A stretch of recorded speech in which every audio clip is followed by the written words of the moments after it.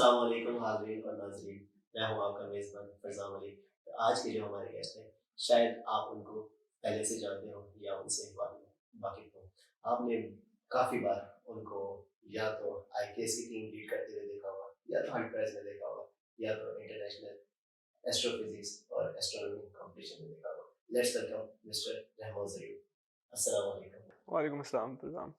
कैसे हैं सर आप? फर्स्ट क्लास तो बताओ। मुझे बताइए कि क्या ये आपने आज जैकेट पहनी हुई है, मुझे बड़ी पसंद आई है। इस इसीलिए इसीलिए पहनी थी। Exactly Teknofest, Turkey, IST, Hult prize, IKS इन सब की आज हम बात करेंगे इंशाल्लाह। सबसे पहले हम शुरू करते हैं कि व्हाई आईएसटी? आईएसटी ये क्यों? इवन दो कि जब आप लाहौर से हैं, मुझे इस बात का अंदाज़ा हुआ, तो इवन कि मैं भी लाहौर से हूँ, तो जो स्टूडेंट लाहौर से बाहर पढ़ने के लिए आता है, मोस्ट ऑफ द टाइम उसकी कोशिश होती है कि या तो वो नर्स जाए या किसी प्यास जी की। Why IST? मुझे एरोस्पेस इंजीनियरिंग का शौक था। एक रीज़न ये भी थी कि मेरे अबू भी मैकेनिकल इंजीनियर हैं। वैसे मुझे शौक फिज़िक्स वगैरह का था, जो मुझे अभी भी है, फिज़िक्स वगैरह, आई लव फिज़िक्स। लेकिन एक एस्ट्रोफिज़िक्स का शौक के साथ ना एक एरोस्पेस का शौक था, क्योंकि मुझे लगता है कि आप इंजीनियरिंग करने के बाद ना ये नेचुरल साइंसेज़ वाले सब्जेक्ट्स पढ़ सकते हो। लेकिन इनवर्स केस मुझे लगता है पॉसिबल नहीं होता कि आप पहले फिज़िक्स पढ़ो फिर आप इंजीनियरिंग की साइड पे चले जाओ। तो आईएसटी में मैं इसलिए आया था क्योंकि आईएसटी में एरोस्पेस इंजीनियरिंग का प्रोग्राम ऑफ़र हुआ था। उस टाइम नस्ट में भी ऑफ़र हो रहा था वैसे तो, लेकिन आईएसटी में मुझे ये था कि थोड़ी-सी सिविल एनवायरनमेंट है, तो मेरे पास ज़्यादा अपॉर्च्युनिटीज़ होंगी बाकी इवेंट्स वगैरह में पार्टिसिपेट करने के लिए, जिस तरह आप बता रहे थे। इसलिए आईएसटी आया था मैं। तो लेकिन अगर आप अपॉर्चुनिटीज़ की बात करें तो नस्ट में आईएसटी से ज़्यादा अपॉर्चुनिटीज़ हमें देखने को मिलती है। या अगर मैं किसी एक ऐसे बच्चे के पर्सपेक्टिव से बात करूँ, तो मुझे नस्ट ज़्यादा एक फिज़िबल ऑप्शन लगती है, या कोई और भी। स्पेसिफिकली आईएसटी आप एरोस्पेस के लिए आए हैं, क्योंकि एक अम, एरोस्पेस का जो चार्म आपको आईएसटी में आप एक्सपेक्ट कर रहे थे, वो शायद आप नस्ट में ना करें। नहीं, एक रीज़न ये भी है कि नस्ट में जो एरोस्पेस इंजीनियरिंग है वो CIE college of aeronautical engineering Risalpur में होती है। तो it's not from the age 12 NUST जिसकी आप बात करो, इसमें बहुत ज़्यादा अपॉर्चुनिटीज़, इसमें सोशल इवेंट्स बहुत ज़्यादा होते हैं। वो नस्ट नहीं है ये। एरोस्पेस प्रोग्राम डिफरेंट होता है। You have go to a different college और वहाँ पे कैडेटशिप वगैरह भी होती है, कैडेट्स भी आपके साथ पढ़ रहे होते हैं। तो मुझे लगा था कि पर्सनली मैं यहाँ पे ज़रा ज़्यादा अपने आप को बेहतर करूँगा। और जो Islamabad is my home city, मैं 10 साल यहाँ पे रहा हुआ हूँ उससे पहले भी। तो मैं लाहौर बाद में शिफ्ट हुआ। Islamabad is my home city. तो आईएसटी आने के बाद आपका लोगों के साथ इंटरेक्शन किस तरह का रहा? What was your first human interaction with your batchmates? How was that? अब आईएसटी में आते साथ ही मतलब एक तो ना आपको फ़ील होता है कि आप जो मैं बात में पहली बहुत दफ़ा करता हूँ, ये बात होती है कि जब आप कॉलेज या स्कूल वगैरह लेवल पे होते हो ना, तो आपको लगता है कि आप ना बहुत फन्ने-खा हो, ठीक है? और आप जो ना आप ही तोप हो, ठीक है? पूरे कॉलेज की तोप आप हो, आपसे अच्छा कोई है नहीं, आप इंटेलिजेंट भी बहुत ज़्यादा हो, आपको ये भी आता है, वो भी आता है। यूनिवर्सिटी ना एक बड़ा हम्बलिंग एक्सपीरियंस होता है। यूनिवर्सिटी में आपको पता लगता है कि जिस तरह आप हो ना, उस तरह बहुत सारे और लोग भी आपसे ज़्यादा ही टैलेंटेड होते हैं, बहुत सारे लोग। तो यूनिवर्सिटी आके जो मुझे एक बात का अंदाज़ा हुआ था ना, वो ये था कि आप अकेले नहीं हो दुनिया में और आप जैसे बहुत सारे लोग हैं। तो आईसीएसई ना was a humbling experience for me कि मुझे बहुत सारे अपने जैसे लोग मिलते हैं और अपने से बहुत सारे बेहतर लोग मिलते हैं, जिनकी मैं आज भी तारीफ़ वगैरह करता हूँ। उनमें बेहतर लोगों में से कुछ ऐसे लोगों का हमें भी बताएँ, तो ताकि अपना नाम सुनना चाह रहे हो?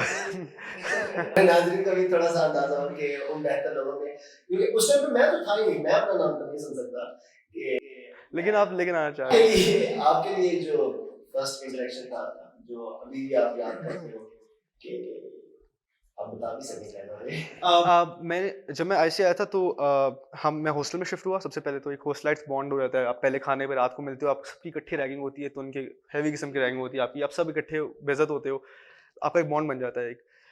वो बॉन्ड अभी तक है, वो दोस्त वगैरह के साथ अभी तक है। इनफैक्ट जो मेरा फाइनल ईयर प्रोजेक्ट था, वो मेरे रूममेट के साथ और एक और दोस्त के साथ है, जो हम अहमद और असद, जिन लोगों के साथ मेरा एफआईपी भी था, जिसको मैं लेके मतलब टेक्नोफेस्ट के बारे में आप बात करते ना, वो वाला भी। तो वो बॉन्ड वहीं से शुरू हुआ है, यूनिवर्सिटी वगैरह में हॉस्टल वगैरह से लेकर, और अभी तक चलता आ रहा है। उसके अलावा और बहुत सारे लोग हैं, अब मैं नाम देना चाहूँ तो नाम इतने सारे लोगों के हैं। अब हमज़ा है, अब्दुर्रहमान भाई हैं, जिनका मैं बहुत शुक्रगुज़ार हूँ, जिन्होंने मुझे आज यहाँ पे बुलाया, मुझे पता लगा है। तो उसके अलावा और एलुमनाई बहुत ज़्यादा हैं, जिन्होंने मुझे बहुत ज़्यादा हेल्प की थी, और अवैस भाई उनमें से एक हैं, अवैस करनी। बहुत सारे लोग हैं जिन्होंने बहुत ज़्यादा सपोर्ट किया है थ्रू आउट द जर्नी। अ, ये जो बॉन्ड बनता है सीनियर्स के साथ, आपका क्या ख्याल है? सोसाइटीज़ के साथ ज़्यादा इंटरेक्शन के थ्रू बनता है या थ्रू रैगिंग बनता है? दोनों रैगिंग जो होती है ना इसलिए इम्पोर्टेंट होती है कि आप पहले हफ्ते अच्छी खासी रैगिंग करवा लो अपनी, जिससे रैगिंग करवा सकते हो करवा लो अपने बैच डिपार्टमेंट के लोगों से, डिपार्टमेंट के बाहर के लोगों से इतना फायदा नहीं होता। डिपार्टमेंट के लोगों से रैगिंग करवाओ, उनके पास एक हफ्ते बाद जाओ कि आपने भी रैगिंग की थी, अपना आप मुझे पूरे सेमेस्टर का फोल्डर देने, उनसे उनके सेमेस्टर का फोल्डर उठाओ और उनसे बुक्स वगैरह होंगी उनके पास जो पिछले साल में काफ़ी सारे लोग लेके रखते हैं, उनसे बुक्स वगैरह ले लो, एडवाइस वगैरह ले लो थोड़ी बहुत, और उनसे एडवाइस वगैरह लेने के बाद हर बंदे से एडवाइस ना लेना, क्योंकि आपको कोई 2 जीपीए वाला बता रहा होगा कि गोल्ड मेडल ऐसे ऐसे वो आपको कोई थोड़ा आपको थोड़ा-सा ना एजुकेशन से डिफरेंट किस्म के तो रूट्स बता रहा होगा जिससे आप गोल्ड मेडल ले सकते हो। नहीं, नहीं वो वो कहेगा कि एक और तरीका होता है गोल्ड मेडल लेने का, पढ़ाई पढ़ाई जो है ना वो एक और तरीका है, एक लेट्स और नॉट डिस्कस दिस। तो हाँ, तो आप ये फ़ायदा होता है। दूसरा सोसाइटीज़ वगैरह से आपको एक और फ़ायदा होता है, सोसाइटीज़ में आपको अपने से एक्टिव लोग मिलते हैं। आपके क्लासमेट्स में सारे लोग एक्टिव नहीं होते। क्योंकि सोसाइटी में जो आप ज़्यादातर लोगों से मिलते हो, वो बहुत सारे एक्टिव होते हैं, आउटगोइंग होते हैं। आपको उनसे काफ़ी कुछ सीखने को मिलता है। तो जो एक सोसाइटीज़ वगैरह में काम करने का ना फ़ायदा एक ये भी होता है कि आप डिफरेंट लोगों से, डिफरेंट किस्म की थिंकिंग वाले लोगों से इंटरैक्ट करते हो और वो आपको ऐसी चीज़ें सिखाते हैं जो आपको पहले नहीं पता होती। और उन लोगों ने काफ़ी सारी एडवाइसेज़ वगैरह की थी कि इधर चल जाओ, इस इवेंट में पार्टिसिपेट कर लो। तो स्कॉलरशिप्स वगैरह के बारे में बताते रहते हैं, तो ये फ़ायदा होता है उनसे मिलने तो जैसे आप बात कर रहे हैं सोसाइटीज़ की, तो what was those specific societies जो आपने उन टाइम में जॉइन की थी और जो आप जॉइन करना चाह रहे थे? वेल नेचुरली मैं एरोस्पेस इंजीनियरिंग का स्टूडेंट था, तो मैं एरोस्पेस से रिलेटेड ही एक सोसाइटी ज्वाइन करना चाहता था। उस टाइम आईआईएससी चैप्टर जो है वो उस टाइम बहुत ज़्यादा फेमस थी, मैंने उसमें पार्टिसिपेट करने की कोशिश की। लेकिन वो सोसाइटी उस तरह चल नहीं पाई। फिर एक उम्मीद हमारी अभी भी एक एनजीओ टाइप सोसाइटी है, वो बहुत अच्छा एक एक्सपीरियंस वगैरह देती है। उसमें मतलब उसमें जो आपका सोशल वेलफेयर वाला जो काम है ना, वो आपको ना एक दिल से वो देता है। आप तसल्ली होती है, मुतमईन होते हो आप कि आप कुछ काम कर रहे हो। एक वो थी। तीसरा मैंने शुरू में बताया था कि मुझे फिज़िक्स का बहुत ज़्यादा शौक था, तो मुझे स्पेस सोसाइटी का मैंने सुना था कि आईएसटी, क्योंकि इंस्टीट्यूट ऑफ स्पेस टेक्नोलॉजी, इसलिए यहाँ की स्पेस सोसाइटी तो बहुत फर्स्ट क्लास होगी ना। जब मैं आया था तो ऐसा कोई सोसाइटी थी नहीं इनफैक्ट, मतलब कुछ मुझे कब कुछ चीज़ के बारे में सुनने को मिला। तो मैंने ये मिशन बनाया था कि मैं उस सोसाइटी को अपने ना फाइनल ईयर तक ना चला के जाऊँगा उस सोसाइटी को। फिर पहले साल में कोई नहीं थी, सेकंड ईयर से फिर मैंने उसको जो स्पेस सोसाइटी वाला जो आपकी इंस्पिरेशन थी, वो आपकी बिफोर यूनिवर्सिटी थी? मतलब कि आपके, अब जैसे आप बता रहे हैं कि साइंस फिजिक्स आपकी एक वेल बीइंग रूटीन रही है, आप उसको काफी ज्यादा पसंद करते हैं, तो फिजिक्स से space sciences and then astrophysics, what was the route? मतलब कि किस तरह आपने शिफ्ट किस तरह हुआ, इंटरेस्ट का शिफ्ट किस तरह, क्योंकि आप एक साइड पे एक एरोस्पेस इंजीनियरिंग भी कर रहे हैं, स्पेस साइंसेज की स्पेस सोसाइटी का आपने ज्वाइन की है, not specifically for the space sciences, so everyone, और आपका फिजिक्स का भी शौक है, चलो वो तो हम रिलेट करते हैं ना कि वो हमारे इंजीनियरिंग के साथ और दूसरी साइंसेज के साथ, how space sciences and space. Well aerospace engineering जब मैं आ रहा था ना, तो मुझे एक थोड़ा-सा मिसकंसेप्शन ये था कि एरोस्पेस इंजीनियरिंग करने के बाद ना मैं नासा में चला जाऊँगा डायरेक्ट, सही है। जैसे हर हर हर एरोस्पेस इंजीनियर जो स्टूडेंट नया आता है, इवन दो कि मैं इस साल जो फ्रेशमैन आए उनकी उनके बैच में मैं बैठा था पहली क्लास में, मैं सोच रहा था कि क्या अभी भी वैसे ही लोग हैं जैसे हम आए थे, एंड लिटरली इवन के हर एक बच्चा इतना इंस्पायर्ड और इतना, मतलब बहुत ज्यादा इंस्पिरेशन थी, और सारी गलत थी जो कि रियलिटी बेस्ड नहीं होती, उनको ऑब्वियसली हमें बताना पड़ता है कि व्हाट्स द रियलिटी इज। हाँ, तो आपको लगता है ये कि आप 4 साल इधर गुज़ारोगे एरोस्पेस में, उसके बाद नासा चले जाओगे। तो हालाँकि ऐसा नहीं होता, मतलब एक तो रीज़न जो है वो तो ये भी है कि नासा या फिर बहुत सारी दुनिया के एरोस्पेस कंट्रीज़ के प्रोग्राम्स फॉरेन नेशनल्स को नहीं लेते। इनफैक्ट एज़ ऑफ नाउ, अभी जब ये रिकॉर्डिंग हो रही है तब तक तुर्की भी जो है इवन पाकिस्तानियों को अपनी एरोस्पेस इंडस्ट्री में नहीं हायर करता एज़ परमानेंट एम्प्लॉइज़। ये मुझे मेरा एक दोस्त था, जूनियर था, जो तुर्की में भी एरोस्पेस कर रहा है, वो मुझे बता रहा है कि उसको इंटर्नशिप्स नहीं मिल रही वहाँ पे उस वजह से। तो ये बात तो एक तरफ हो गई। तो ये मैं किसी को वैसे वो नहीं कर रहा कि डिस्करेज नहीं कर रहा, अगर एरोस्पेस आपका शौक है तो ज़रूर है। जहाँ तक आपकी बात थी कि एरोस्पेस, स्पेस साइंस और स्पेस सोसाइटी वगैरह, तो मैंने आपको बताया था कि मैं आईएससी आया था 2 चीज़ों से फ़ैसिनेट होकर, एक एरोस्पेस और एक स्पेस, ठीक है?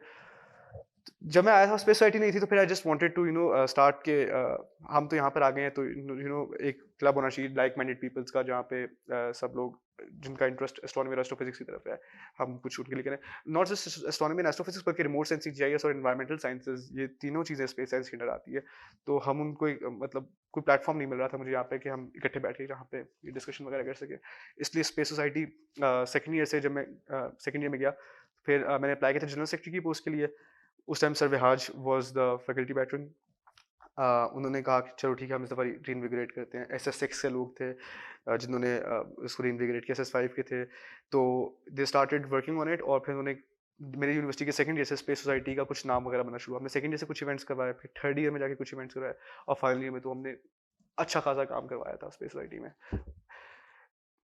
तो स्पेस सोसाइटी के बारे में जो एक बात वैसे मैं ये भी कहना चाहूँगा कि स्पेस सोसाइटी में ना हम ये चाहते थे कि एक तो हम तो ना बहुत ज़्यादा फॉर्चुनेट है कि ना हम यहाँ पे आए हुए हैं aerospace institute of space technology में आए हुए हैं IST में आए हुए हैं बहुत सारे ऐसे लोग होते हैं जो जिनके पास इतनी रिसोर्सेज नहीं होती कि वो इस तरह की यूनिवर्सिटीज़ वगैरह में आ सकें अफोर्ड कर सकें या फिर मेरिट वगैरह पे नहीं आ पाते लेकिन शौक बहुत ज़्यादा होता है तो मैं एक चीज़ ना कमी महसूस कर रहा था कि हमारा पाकिस्तान में कुछ इस तरह की ना मतलब आप मैगजीन्स वगैरह न्यूज़ आर्टिकल्स वगैरह पढ़ते हो डिफरेंट space.com डिफरेंट वेबसाइट्स वगैरह के होते हैं डिफरेंट जगहों के होते हैं पाकिस्तान का कुछ नहीं होता तो मैं एक मैगजीन बनवाना चाहता था जिसमें हम फ्री ऑफ कॉस्ट हम डिस्ट्रीब्यूट करें मैगजीन और वो हम पाकिस्तान से एनुअली लॉन्च करना शुरू करें वो हमने पहला जो मैगजीन का इशू था उसमें हमें 2 साल लगे थे वो बनाने के द कॉस्मिक हेराल्ड के नाम से हमने उसको एंड पे पब्लिश किया था फ्री ऑफ कॉस्ट किया था उसको हमने फ्री ऑफ कॉस्ट अभी भी वो ऑनलाइन अवेलेबल है जो बंदा जहाँ पे भी अगर उसके पास एक इंटरनेट कनेक्शन है वो फ्री में उसको डाउनलोड कर सकता है फ्री में पढ़ सकता है उसमें हमने इंटरव्यूज डाले थे मैथमेटिक्स के आर्टिकल्स डाले थे फिलोसफी डाली थी पोइम पोइट्री और एवरीथिंग मतलब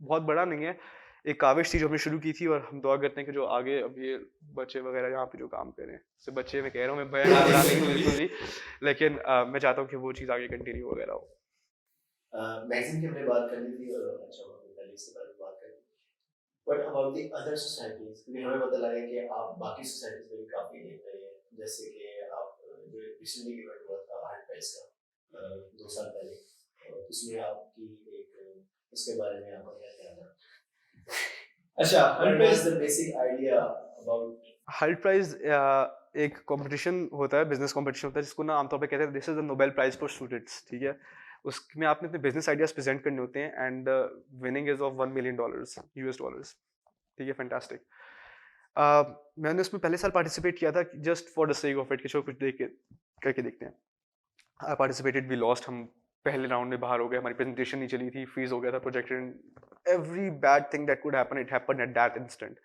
तो second year was kind of a redemption मैंने कहा था कि नहीं अब इस दफा ना कुछ करते हैं इस दफा ना कुछ प्रॉपर तरीके से इस इवेंट को लेके चलते हैं और यही कहानी वैसे IAC वाले के साथ भी है पहले साल में नाकामी तो हमने सेकंड ईयर में हमने एक आइडिया सोचा कि हम इस तरह करते हैं कि एनवायरनमेंट के ऊपर कुछ हमने प्रोजेक्ट प्लान करना था और कोई आइडिया नहीं था हमारे पास एक चीज़ आपने देखी कि ना IST में भंग लगी हुई है काफ़ी ज़्यादा ना इस्लामाबाद में हर जगह में ना बहुत सारी भंग लगी हुई है हमने क्या किया कि ना हमने ना देखा कि जो ट्रीज जो आपके पेपर वगैरह बनते हैं ना जितने भी सारे पेपर्स हैं वो सारे दरख्तों को काट के बनते हैं उससे डिफॉरेस्टेशन बहुत ज़्यादा हो रही है और दरख्तों को उगने में 10 से 20 साल लगते हैं लेकिन जो भंग है ना वो 4 से 8 माह में उग जाती है ठीक है फसल और मैं भंग में कैनबिस की बात नहीं कर रहा मैं हेम्प की बात कर रहा हूँ there is a slight difference तो मैं नशावर चीज़ को बिल्कुल भी प्रमोट नहीं कर रहा मैं एक इस चीज़ की बात कर रहा हूँ जो जो वाकई में एक इंडस्ट्रियल इसका यूज़ है हमने उस हेम्प को पकड़ के उसे पेपर बनाने के ऊपर हमने काम किया हमने इसी बिजनेस आइडिया को प्रेजेंट किया पहले एंड पे हमने उसके ऊपर पेपर बना लिया I think to the best of my knowledge though I could be wrong हम वो फर्स्ट लोग थे पाकिस्तान में जिसने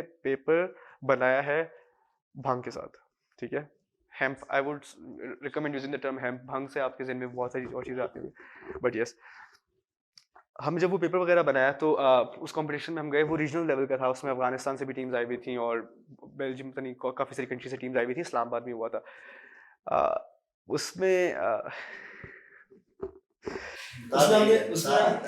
मैंने देखा कि एक और टीम आई हुई है जो ऑरेंज के छिलकों के साथ पेपर बना के आ गई है तो अच्छी बात थी मतलब लेकिन मेरे लिए बुरा था क्योंकि मैंने कंपटीशन जीतने आया हुआ था मैं तो वहाँ पे तो खैर उनसे बातचीत वगैरह उनसे कुछ क्वेश्चंस वगैरह किए तो पता लगा कि उन्होंने उतना थोड़ा काम नहीं किया हुआ था जितना हमने किया हुआ था तो फिर वी वर सेफ तो उसमें हमने प्रेजेंट किया तो हमने हमारी सेकंड पोजीशन आई थी मैं एक वोट से हारा था मुझे आज भी याद है वो एक वोट जो इसके से मैं हारा था जो फर्स्ट टीम आई थी उसको $100,000 मिले थे दे वर फ्रॉम नस्ट और वो अगले राउंड में गए थे उनकी प्रॉपर उनकी ट्रेनिंग वगैरह हुई थी and they won something. $100,000 is a lot of money.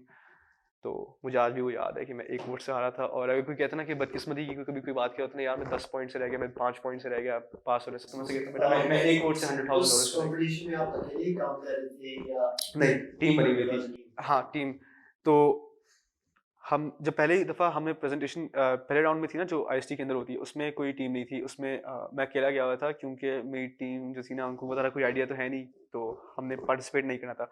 रात को 12 बजे के बाद ना मुझे एक आइडिया आया, मैंने कहा कुछ करते हैं ना। फिर ना मैंने एक प्रेजेंटेशन बनाई, प्रेजेंटेशन खुद ही बनाई, उसमें सब कुछ खुद किया, जाके पिच कर दिया पहले दिन।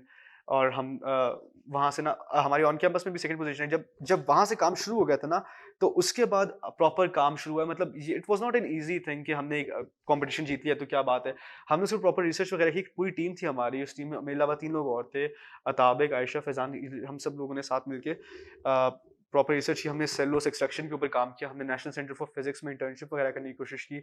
हम कॉमसेट्स यूनिवर्सिटी में जाके किया, हमने आईएसटी की मटीरियल लैब्स में काम किया, टेस्ट ट्यूबें हमने फाड़ी हैं, धमाके वगैरह की वजह से, जो हमने बहुत सारा काम किया। और उसके बाद वो पेपर हमने एक पेपर मिल के साथ मिलकर हमने वो पेपर वगैरह बनाने में कामयाब हुए थे। तो वैसे तो शुगर मेले के लिए अच्छा है कि मतलब हमने ये काम कर लिया, लेकिन उसके पीछे a lot of months were a lot of hard work. आपने सीनियर्स की बात की। हर स्टूडेंट जो किसी भी यूनिवर्सिटी में जाता है उसका कोई एक बेस्टी सीनियर लाजमी होता है आपके मुल्क में, जो ऑब्वियसली सबके उनके इंस्पिरेशन भी होता है, क्योंकि अगर आपकी किसी सीनियर के साथ दोस्ती है, वो लाजमी किसी वजह से होगी वो, या तो वो आपके इंस्पिरेशन होते हैं या तो आपके साथ बिल्कुल उनके साथ बाइनरी होती है। तो आपके कोई ऐसे सीनियर जो आपके साथ? मेरा हर बैच में सीनियर एक कोई था, मतलब जो जब से कोई ग्रेजुएट हो जाता था ना, तो मतलब हर साल में एक नई, हर बैच में एक ना एक बेस्टी वगैरह करके थे। तो बहुत सारे लोग सीनियर्स का, मैं I am very thankful to all my seniors, ठीक है, जिन्होंने मुझे काफ़ी ज़्यादा गाइड किया हुआ है। मैं सबके नाम भी लेना चाहूँगा, सबके नाम भी नहीं ले पाऊँगा, और मैं सबके नाम ऐसे भी नहीं ले सकता, क्योंकि मैं किसी एक का भूल गया तो मुझे आज कॉल आएगी, या जब पॉडकास्ट रिलीज़ होगी, ओए मेरा नाम ही लिया तूने। तो मैं वो नहीं करूँगा, लेकिन बहुत सारे सीनियर्स थे जो अभी भी कुछ आईएससी में अभी भी हैं, कुछ आईएससी से बाहर हैं, कुछ आउट ऑफ कंट्री हैं, लेकिन all of them really help me to get to the place where I am right now. Exactly, वो एक फैमिली बॉन्ड बन जाता है। हाँ, बैचमेट्स के साथ भी बनता है, जूनियर्स के साथ भी बन जाता है, और और उसके अलावा सीनियर्स के साथ भी बन जाता है। हेल्प प्राइस पे हमने बात की, अब थोड़ा सा हम आते हैं टेक्निकल साइड की तरफ। आपके एफआईपी, आपके टेक्नो फेस्ट रिलेटेड जो इवेंट्स में आपके साथ मुझे कुछ पता लगे तो वो हम डिस्कस करेंगे, कुछ हम आपसे सुनेंगे। तो वाई टेक्नो फेस्ट पहले कौन से है? वेल, टेक्नोफेस्ट एक कॉम्पिटिशन होता है तुर्की के अंदर, इट्स तुर्कीज लार्जेस्ट एरोस्पेस फेस्टिवल। तो मेरा जो रूममेट था असद, उसने कहा यार एक कॉम्पिटिशन होता है, हमने इसमें पार्टिसिपेट करते हैं। हमारे से एक साल पहले सीनियर्स जाके कुछ विनिंग भी कराए थे, हमारे से एक साल पिछले वाले। तो हमने कहा चलो ठीक है, हम अपने एफआईपी, हमारा फाइनल ईयर प्रोजेक्ट जो होता है, हमने उसी को उठाया। उसमें हम स्वॉर्म क्वाडकॉप्टर से काम करते हैं, हम सर्च एंड रेस्क्यू के ऊपर काम करते हैं बेसिकली। अली सद पारा का आपको केस याद होगा कि उसके सर्च एंड रेस्क्यू में उसको बहुत ज़्यादा महीने लगे थे, और वो लिमिटेशंस भी थी कि वहाँ पे आपके हेलीकॉप्टर्स नहीं उड़ पाते। हाँ, उसके अलावा फ्लड्स वाला टाइम था उस टाइम, मतलब ये क्वाडकॉप्टर्स वगैरह पे सर्च एंड रेस्क्यू वाला काम एक बहुत इंपॉर्टेंट एक चीज़ थी, जो हमें लगता था कि होनी चाहिए। तो हमने उसके ऊपर काम किया था। हमने डिफरेंट मतलब हमने एक पूरा का पूरा एक नेटवर्क बनाया था क्वाडकॉप्टर्स का, जो सर्च एंड रेस्क्यू में आपकी हेल्प करता है। हम उसको तुर्की लेके गए थे टेक्नोफेस्ट में, और वहाँ पे हमने इस प्रोजेक्ट को पाकिस्तान की तरफ से प्रेजेंट किया था, और वहाँ पे हमें अवार्ड्स मिले थे। एक हमें इंसेंटिव अवार्ड मिला था, जिसमें हमें अच्छे खासे पैसे भी मिले थे, उसमें हमने वहीं पे उड़ा दिए थे। हमने वहाँ पे ना, जैसे जाते साथ ना, हमने वहाँ पे एक बहुत लैविश सा लाइफस्टाइल वगैरह गुजारा था, वो उसी प्राइज मनी वगैरह की वजह से ही था। और उसके बाद हमें फर्स्ट प्लेस भी मिली थी, एक ब्लैक सी अवार्ड था, ब्लैक सी कॉम्पिटिशन था, उसमें प्रेजेंटेशन दी थी, उसमें हमें फर्स्ट प्लेस मिल गया था।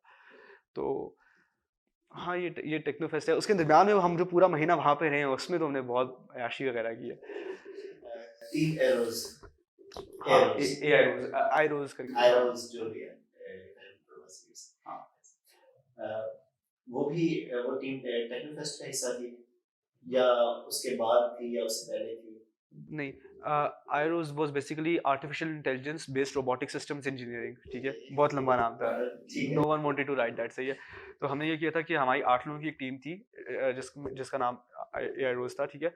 और व्हाट वी वांटेड वाज कि हम 8 के 8 लोग चले जाएं स्पॉन्सरशिप पे, यूनिवर्सिटी की तरफ से या फिर किसी प्राइवेट फर्म वगैरह की तरफ से, तो कि पॉसिबल नहीं हो पाया उस टाइम, फाइनेंशियल सिचुएशन भी बहुत ख़राब थी। सिर्फ एंड हम 3 लोग गए थे। तो ये एआई रोज़ हमने टेक्नोफेस्ट के लिए टीम बनाई थी और हमने सोचा था कि हम बाद में इसके ऊपर स्टार्टअप भी एक बनाएँगे, पाकिस्तान में एक एरोस्पेस रिलेटेड स्टार्टअप होगा इसके ऊपर, जिस पे हम स्टेम रिलेटेड क्वाडकॉप्टर्स, प्रोग्रामेबल छोटे-छोटे क्वाडकॉप्टर्स के ऊपर काम करेंगे, जिस पे एक काम चल रहा था हमारा एक और अलग अपार्ट फ्रॉम द एफआईपी। और हमने ये वाली सर्विसेज जो अपनी टेक्निकल सर्विसेज हैं, उसमें ये भी देनी थी। अभी वो फिलहाल होल्ड पे बिकॉज़ वी फील लाइक कि हमें थोड़ी-सी और एजुकेशन स्टेम लेनी चाहिए और उसके बाद हम उसमें चलेंगे आगे। उसके बाद आपने आर्टिफिशियल इंटेलिजेंस के कुछ कोर्सेज किए थे, उसके बारे में थोड़ा सा अच्छा, आर्टिफिशियल इंटेलिजेंस जो है ना जो वो कि कोर्स डिग्री रिलेटेड नहीं थे, बिल्कुल। अच्छा, मैं ना एक ये काम करता हूँ कि जो यूनिवर्सिटी में कोर्सेज वगैरह होते हैं ना, वो ठीक है, मैं 2 काम करता था। एक तो मैं मास्टर्स की क्लासेस जाके लेता था, एस्ट्रोफिज़िक्स की और गैलेक्सी फॉर्मेशन की, डॉक्टर फज़ील पढ़ाते थे इवनिंग टाइम में। मैं सर्दियों में जाके अपने सोफोमोर ईयर में उन क्लासेस में जाके बैठ जाया करता था और मैं ऑल्दो मैं ऑडिट कराता था और मैं उसकी असाइनमेंट्स भी करके भेज दिया करता था, असाइनमेंट सबमिट करवाता था, ऑल्दो मेरे पे लाज़मी नहीं था। उससे एक ये फ़ायदा हुआ था कि जो फिज़िक्स वाली बात है वो मैं एक साथ-साथ करता रहता था, ठीक है? उससे जीपीए वगैरह पे फ़र्क नहीं पड़ता, लेकिन मैं अपने ओन पे करता था। और दूसरा कुछ कोर्सेज़ वगैरह, कोर्सेरा जैसी वेबसाइट्स हैं या फिर जो लोग भी, यूडेमी है, यूडासिटी है, ईडीएक्स है, द फोरेज है एक, उस पे फ्री कोर्सेज़ वगैरह मिल जाते हैं। इन तरह की वेबसाइट्स पे मैं जाके एक तो जो चीज़ें नहीं समझ आ रही होती थी वो करता था, वो पढ़ता था अपने कोर्सेज़, और एक जिन चीज़ों का मुझे शौक था। अब हमारा एक कोर्स था जो कोविड टाइम्स की वजह से ना मैंने उसमें बिल्कुल भी फ़ोकस नहीं किया था, मैकेनिक्स ऑफ मटीरियल्स का कोर्स था। मुझे वो नहीं समझ आता, फाइनल्स पास आए थे तो मैंने कोर्सेरा पे उससे 6 कोर्सेज़ उठाए थे उसमें, उस फ़ील्ड के, और मैंने 6 के 6 कंप्लीट किए थे और मैं एक एफ से ए माइनर तक पहुँच गया था उस कोर्सेज़ वगैरह लेकर। तो इसलिए मैं ये कहता हूँ कि जो ऑनलाइन एजुकेशन की वजह से ना आपका वर्ल्ड क्लास एजुकेशन का जो एक्सेस है ना आपके पास, वो आपके पास फ्री है। There is no excuse for you not to be brilliant in any subject right now. Literally कोई एक्सक्यूज़ नहीं है। आप ये नहीं कह सकते कि मैं एमआईटी से नहीं पढ़ा हुआ तो मैं इतना अच्छा तो नहीं हूँ। लेकिन एमआईटी ओपन कोर्सवेयर है, एक चीज़ है जहाँ पे एमआईटी के लेक्चर्स ही होते हैं। You can take that for free. तो there is no excuse for you to say कि मैं पाकिस्तान से बिलॉन्ग करता हूँ, मेरा तो एजुकेशन सिस्टम ऐसा है तो मैं अच्छा परफॉर्म नहीं कर सकता। तो that is where I disagree with people. आप कर सकते हो। You just have to be मतलब आपको देखना होता है और आपको एक डेडिकेशन वगैरह चाहिए होती है। तो ये कोर्सेज़ वगैरह जो थे वो मैं artificial intelligence, computer, digital forensics में था, साइबर सिक्योरिटी वगैरह के काम, उस चीज़ें वगैरह वो कैसे करता था। वो लेकिन वो डिफरेंट चीज़ है मतलब। So, guys, do check it. How you rank your best events or best achievements you had in university life? अच्छा, तो एक चीज़ मैं कहना चाहूँगा कि मेरे नज़दीक ना सक्सेस की 2 डेफिनिशंस हैं, ठीक है? तो एक होती है इंडिविजुअल सक्सेस, जिसमें आप सक्सेसफुल होते हो, आप किसी चीज़ में पार्टिसिपेट करते हो, you win something big, good for you but not for everyone else, ठीक है? May be not for everyone else, किसी को कोई खास फ़ायदा नहीं होता। The second is collective success, ठीक है? इवेंट्स वगैरह जीतना सब कुछ एक तरफ है कि एक इवेंट में चले गए, उसमें फर्स्ट प्लेस आ गई, सेकंड प्लेस आ गई, it's all a part of life, सही है। लेकिन आई फील लाइक जो असल जो नीड है ना इस टाइम आपके ज़माने पे, वो आपको अपने साथ लोगों को लिफ्ट अप करने के, if you good at something, आप कोशिश करो कि आपके आसपास वाले लोग भी उसके लिए गुड हो। तो तो व्हाट आई बड़ा am most proud of from my bachelors degree is जो मैंने स्पेस सोसाइटी को लेके चला था, और जो एंड पे हमने मैगज़ीन वगैरह लॉन्च किया था, उसके अलावा हमने एक अवेयरनेस वगैरह हमने अवेयरनेस वगैरह की थी। उसके अलावा हमने एक एस्ट्रॉइड कैंपेन हमने एक पाकिस्तान में स्टार्ट की थी। एस्ट्रॉइड कैंपेन में हमने पूरे पाकिस्तान से, हमने इन 5 क्लास का सबसे छोटा बच्चा था और ग्रेजुएट स्टूडेंट्स तक थे हमारे पास जो उस प्रोग्राम में पार्टिसिपेट कर रहे थे, और हमने फर्स्ट टाइम पाकिस्तान में लेकर आए थे all Pakistan asteroid search campaign के नाम से।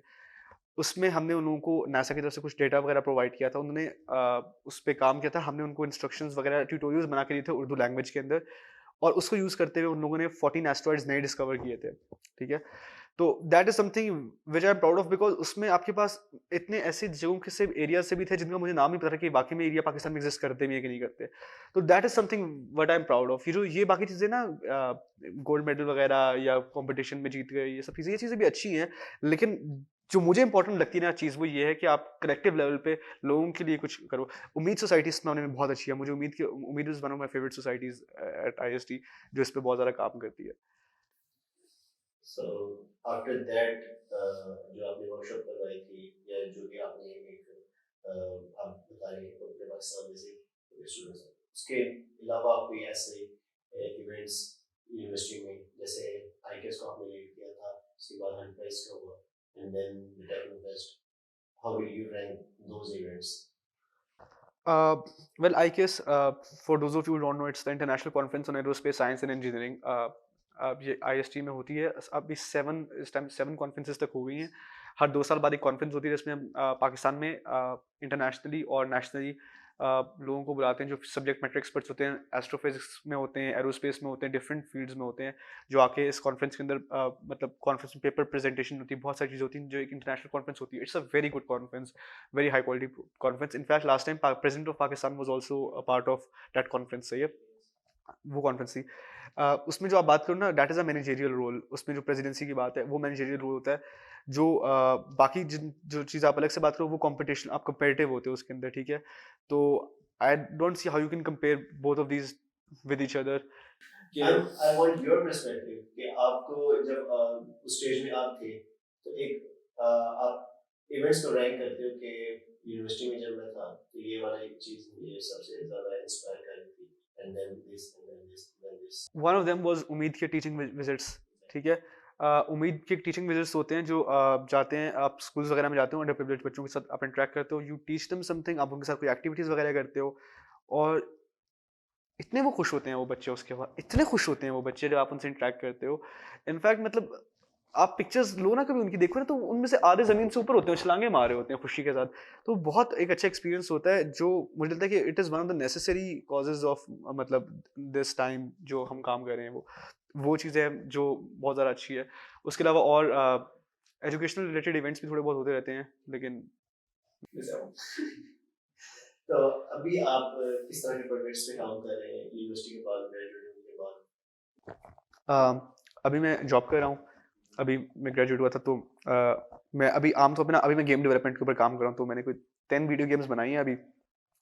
उनमें से मैं कुछ शायद प्ले स्टोर पे लॉन्च करूँ नेक्स्ट मंथ या उस टाइम तक।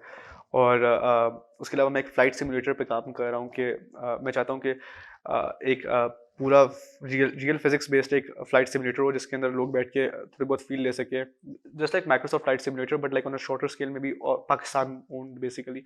वो बनाना चाह रहा हूँ मैं, उसके ऊपर काम कर रहा हूँ। उसके अलावा एक सेल्फ ड्राइविंग कार के ऊपर काम कर रहा हूँ यूजिंग रीइंफोर्समेंट लर्निंग। वो एक अमेजोन का कोई कंपटीशन था। जो मेरा मेन काम है वो ऑटोमेशन और ऑप्टिमाइजेशन के ऊपर है। तो मैं ये करता हूँ कि मैं छोटे छोटे कोड्स लिखता हूँ जिससे जो काम आप रिपीटिव करने होते हैं कंप्यूटर के ऊपर वो आप ऑटोमेटिकली होते जाएं, और ऑप्टिमाइजेशन होती है कि आप किसी प्रोसेस को कितना अच्छा इंप्रूव कर सकते हो।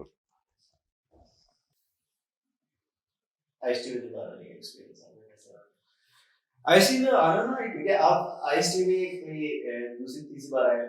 लास्ट टाइम जब आप आए थे तो आपकी टेड टॉक थी जो कि मैंने मिस कर दी। और आईसी में आना हर दफ़ा इसलिए अच्छा लगता है बिकॉज अभी मैं इन सब लोगों को, आप सब लोगों को जानता हूँ, ठीक है। आप सब लोग मेरे लिए बहुत इंपॉर्टेंट हो, ठीक है। मैं इतना ऑनर्ड फील करता हूँ, वाकई में इतना अच्छा फील होता है जब आप लोगों का मैसेज आता है कि आपको हम बुला रहे हैं, प्लीज़ आ जाएं। और मतलब इतना अच्छा फील होता है वाकई में। आप भी इंशाल्लाह जब जाओगे, आपको भी शायद आपके जूनियर्स वगैरह भी आपको कॉल बैक करेंगे और आपको पता लगेगा कि वो कैसी फीलिंग होती है। तो आईएसटी हमेशा आना, जब भी आता हूँ तो एक ऑनर सा फील होता है कि आईएसटी में गेस्ट हूँ। दोस्तों को बता के जाता हूँ कि यार आईएसटी जा रहा हूँ और अपनी यूनिवर्सिटी जा रहा हूँ, उन्होंने बुलाया, तो वो भी खुश होते हैं कि चलो अच्छी बात है। तो you never get tired of this feeling. यानी अभी आप बहुत एक्साइटेड हो, बहुत खुश हैं अभी।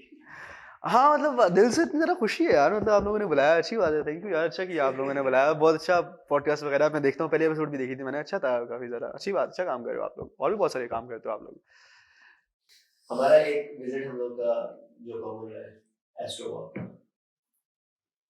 How was your experience? Astro walk was an event जिसमें हम स्टार गेजिंग नाइट पे लेके गए थे। It was a joint venture between space society IST and media club, IST media club. उसमें ये था कि हम सारे लोग जो है ना, हम रहते हैं सिटीज़ वगैरह के अंदर। तो हमने कभी नाइट स्काई ना इतना खूबसूरत ऑब्जर्व नहीं किया हुआ, अनलेस अगर आप कभी गाँव वगैरह गए हो या फिर आप इस नॉर्दर्न साइड वगैरह पे गए हो, तो वहाँ का आसमान बहुत खूबसूरत होता है। तो हमने एक जगह ढूंढी जहाँ पे नाइट लाइट पोल्यूशन कम हो, जहाँ पे आप सारे वगैरह चांद तारा आपको बहुत अच्छे से नजर आ जाए। चिंजी नेशनल पार्क एक जगह है चकवाल में, हम वहाँ पे गए, हमने ट्रिप वगैरह लेके गए, और वहाँ पे it was the most beautiful night of my life, ठीक है। इतना खूबसूरत आसमान था वहाँ पे, इतना खूबसूरत आसमान था। And I feel like I say this for all of the people जिनके उन्होंने इससे पहले इतना खूबसूरत आसमान नहीं देखा।